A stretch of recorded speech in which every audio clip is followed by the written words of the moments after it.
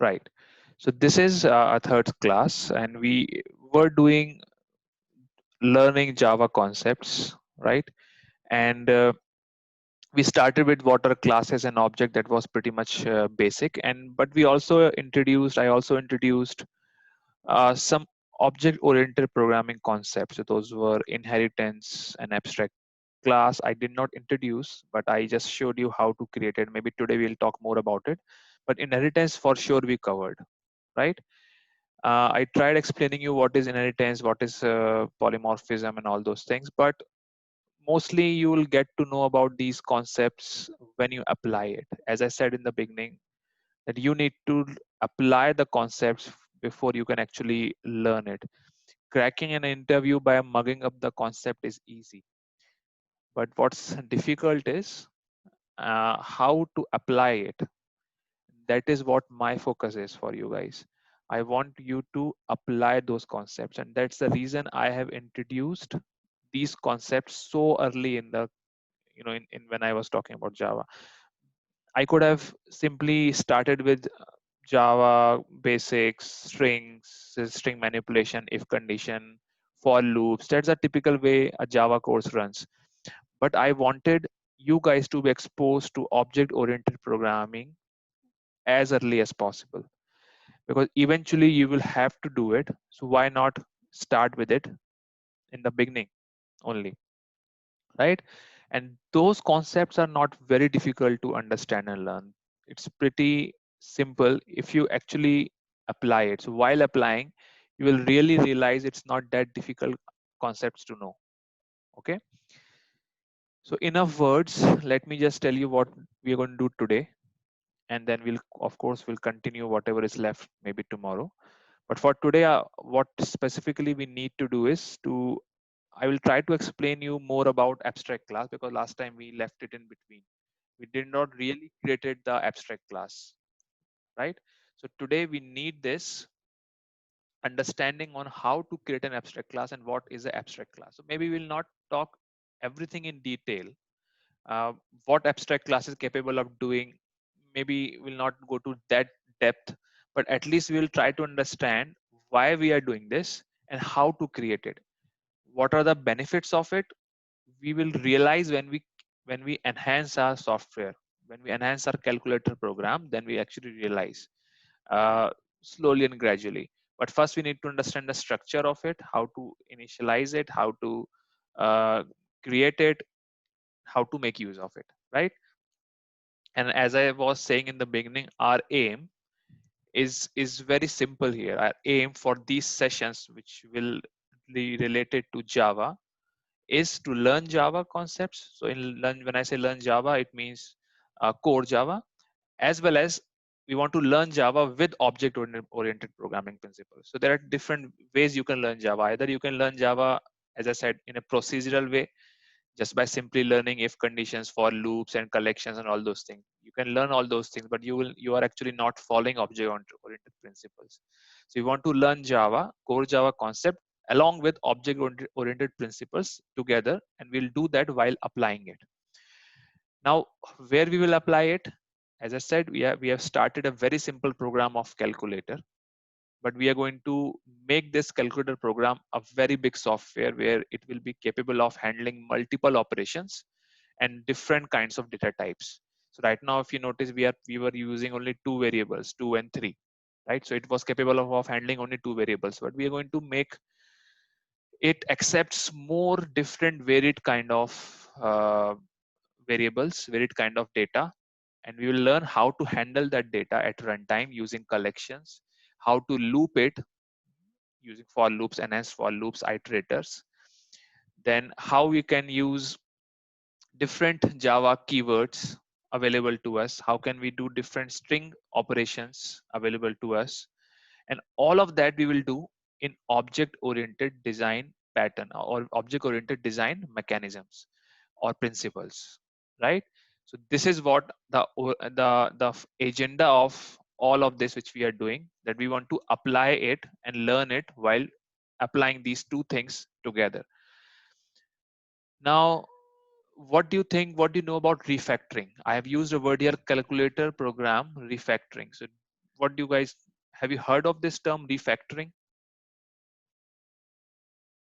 No, sir. All right.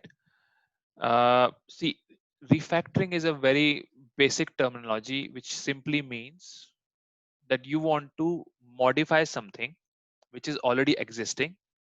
So when you modify it in coding jargon, you say I'm refactoring it, right? Refactoring is based usually you do when you want to, when you already have something, but you want to modify it for better. That means you want to make it better. You find some issues and then you make it better, right? That is how nearly all the softwares are built. So in the first attempt, no one is expecting you to create something good. It will always be messy, it will always be problematic. But the good thing is you need to identify what is the problem and how will you fix it to make it better. That is called as refactoring. This is the way the software evolves. It's not something that you since you are a learner, then that's the reason you will do that. Everyone does it. Even the most experienced people, they first create something basic, then they modify it to make it better, then they modify it again to make it better, and then keep on doing this until the software really becomes very good or a standard software. That is what we are going to do here. We are going to keep on working in this on this specific calculator program, which hardly has nearly 4 classes as of now, which very less code. We'll keep on working on it day after day, day after day, and we'll keep on modifying it. I will tell you how and what are the problem areas, and you'll keep on working on it. And end of the day, not end of the day, but end of these sessions of on Java, we will be having a full-fledged software called as calculator. It should be able to perform all the operations. Maybe we will even create it, maybe a small UI for it, which if time allows. Otherwise, it will be a standalone software which could be taking multiple values and inputs, maybe command line, and then it will perform the operation. All right. So that is what basically we need to do, and that is why I've used the word called as calculator program refactoring. Okay. Then you have abstract class creation, which is what we're going to talk about today. See, I'm taking too much time explaining what are our agenda, because I want you to be very clear on what you're going to learn and what you're going to do, what you want to need to do as an assignment. Abstract class we try to create today. Then understanding the benefits of inheritance and polymorphism, which is also required because we have implemented inheritance as well as polymorphism, and we'll do some more polymorphism in the form of overloading and all. And what is the difference between overriding and overloading, we'll try to see today. Then we will try to create an overloaded constructor and some if conditions, perhaps we'll try to learn, which you already, few of you must be aware of how if to use if conditions, but in what context we will try to understand it today. Okay, any questions on what we're going to do or any suggestions? All right. So if nothing, then I'll just straight I will jump onto the code on what we were creating or what we were doing at last time. So we had this calc app which we created in the beginning. This is what I'm talking about. That this is called as procedural way of doing things. Okay, procedural means you have a single file. You will doing everything in that specific file. This you can do. Of course, you can do this. You can learn all the Java concepts as well.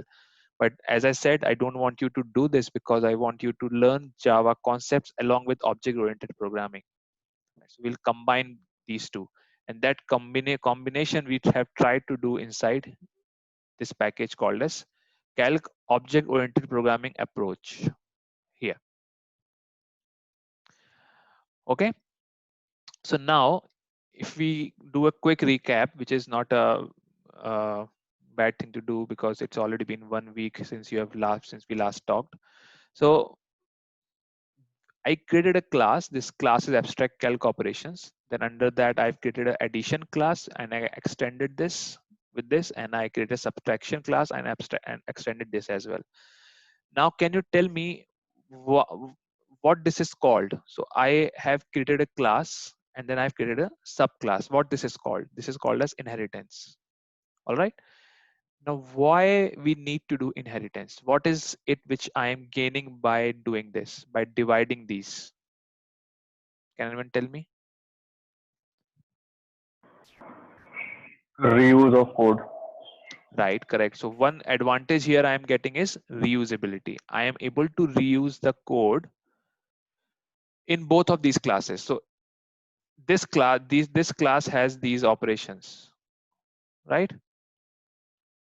This is common in addition as well as subtraction. So I just removed these things from here and actually placed it there. But inheritance main principle and mechanism is not always reusability, right? The primary factor which should be taken into account before you choose to implement this inheritance concept is generalization. That means you need to find something in common. So for example, addition and subtraction, right? So these are two operations, and I know that in future there could be more such operations. There can be addition, subtraction, multiplication, division.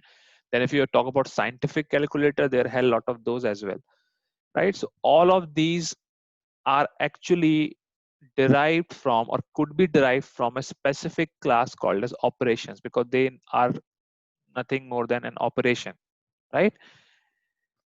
So what we do in object oriented programming is we try to find common grounds.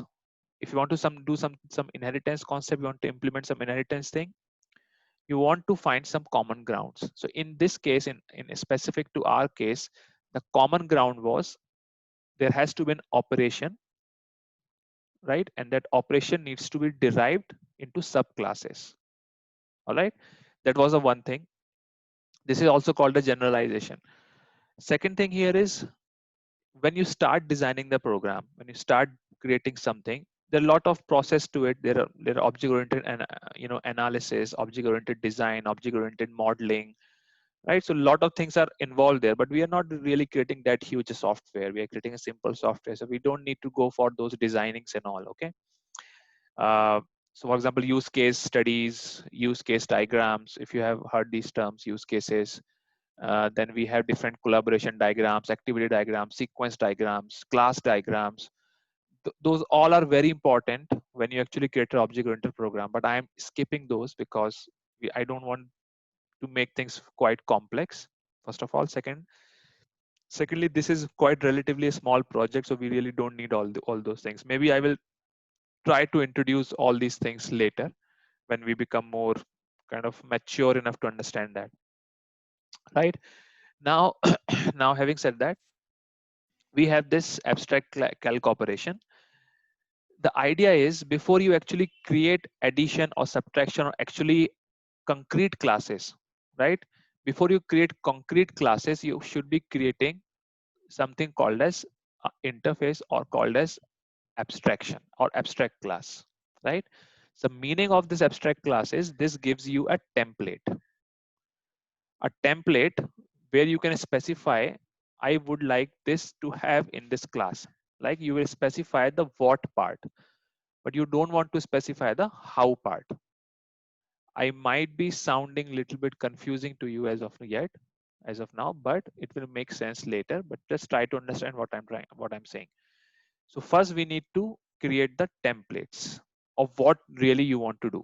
So I was creating the calculator software, isn't it? So the first thing which should come into my mind when I want to create it, not the operation addition. I should something which should come into my mind first is supposed to be a operation. That calculator is supposed to be doing operations. How many operations and how it will do it, that is something for later, right? So the first class I should have created, it should have been a operations class. So I created this class later because I wanted to reuse it, or I saw this generalization later. But first thing which you guys should be doing is, or in whenever you create a framework and all of those things. Why I'm telling all this, because this is becomes very important when you actually have to design a framework, right?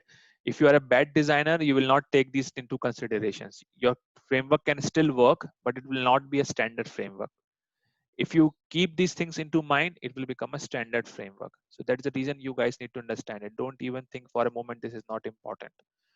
This is very, very important things to learn in the beginning itself. It's not advanced things. So there's no concept of simple and advanced. Okay. So it's a simpler concept. Object-oriented programming is simple concept if you start from the beginning and apply. Anyway, so I should have created this abstract calc operations in the beginning itself. And while creating this, I should have created this in a sense wherein I don't have to really define the operation, right?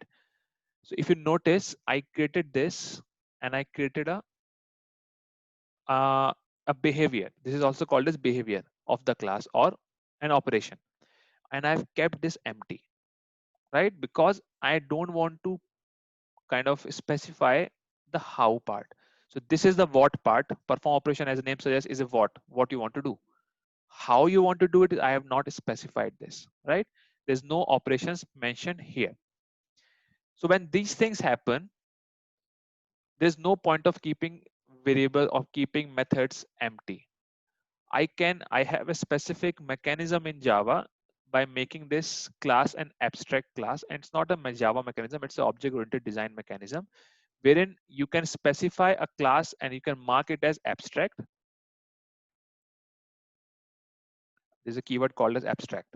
So when you say a class is abstract, it still remains a class. The only problem with that class would be that you cannot instantiate it now. Okay, we'll talk about the reasons why you can't do that. But the idea is simple. If you're making a class abstract, you will not be able to instantiate it. And there is another feature available with it that you can choose not to define the behavior. So you can simply say abstract. All right.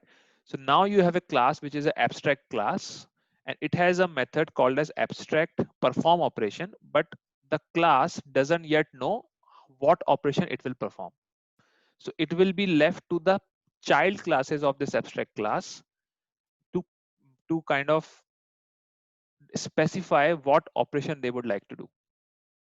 Okay, and that is exactly what we are doing. So what we are doing here in addition, so we have extended the abstract calc operation, and here we have overridden this perform operation. So if let's say if I kind of let's say do this, so I will immediately get an error. This error was not coming earlier if this were not a abstract class, but since I marked this as an abstract class, there will be an error. The error would say that you need to add unimplemented methods. What does this mean? This means that if you are extending an abstract class, then the method which is available inside the abstract class and which is not yet implemented has to be implemented now. So it will be a compile time error. It will say that you have to implement the method called as perform operation because there is no implementation of it here. So there are also other methods called as set result. There are methods here, but they are implemented. So there will not be any error for these. But the error for error for perform operation will come and it will ask you to create the implementation of it. Now there's a keyword called as override. This simply specifies that this method has been overridden. Now this overridden concept is simply being used when you have a parent-child relationship wherein this is a parent, this is a child, all right, and the child wants to override a method which is present here. So what will happen when someone calls the object for it? When it calls the method, the overridden methods will be called. So this method will be called. However, we already had written this implementation of it, so I will keep it like this. So here, if you notice, the perform operation can be specified by the class. So as I said in the beginning, when we started talking about abstract class, so when you create abstract class, you don't specify the how part of it. You only specify the what part. The how part is specified by the child classes. So here, if you notice, the child class here is addition. This is a parent class. This is a child class.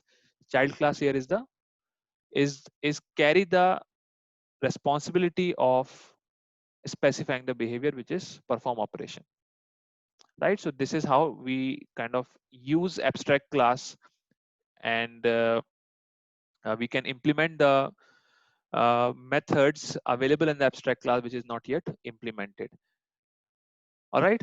So the direction can be in both ways. The direction could have been the way we did in the beginning. First we created addition, we created subtraction, then we thought of a generalized approach, so we created an operation. But the right approach is that you have to create the template first. So first you need to specify what you exactly need, and you will not specify the details. All you will do is specify the mechanisms or the things which you would need. The very good example of this is, which you guys all know, and that's why we are getting trained for, is Selenium.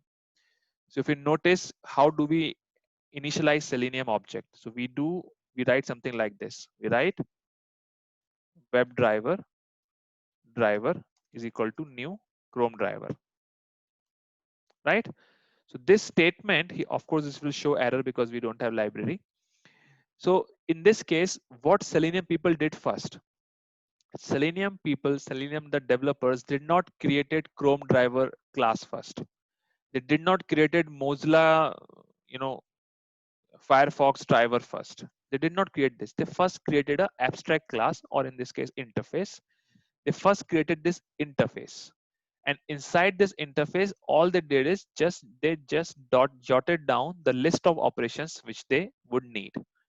All right. So if I were to create this is what they did. I will just tell you so that I could explain this better. So they did a WebDriver interface, and here what they did, they just mentioned methods: public, void, find element. That's it. Public, void, find elements. That's it. Public, get, public, navigate. So all the methods which we have there, the useful method which we have there in the which you use normally when you code in Selenium, it all is being derived from here. So right approach is, you will first, I'll just try to summarize. Right approach is, first you will define what you need in the form of app interface, an abstract class, and it acts as a template for you, a model for you. And based on that template model, you try to deduce the subclasses and you implement the subclasses, and you mention the logic of how in the subclasses, not in the parent class, right? And that is why basically that is what we have been trying to do here. So we tried to implement this abstract class here like this, and we subclassed it. In the addition, actual logic we are trying to write in the subclasses. You might not be convinced as of why we are using this, but when we grow our project, when the project will become huge, more operations involved, then you will really realize the use case for this. And still we are going to do try to understand more when we do today. Few more operations we'll try to add, and we'll do change, modify, or refactor our code. All right, so guys, the meeting is going to get over. I'm going to send a new link. Just please join that again. Thanks.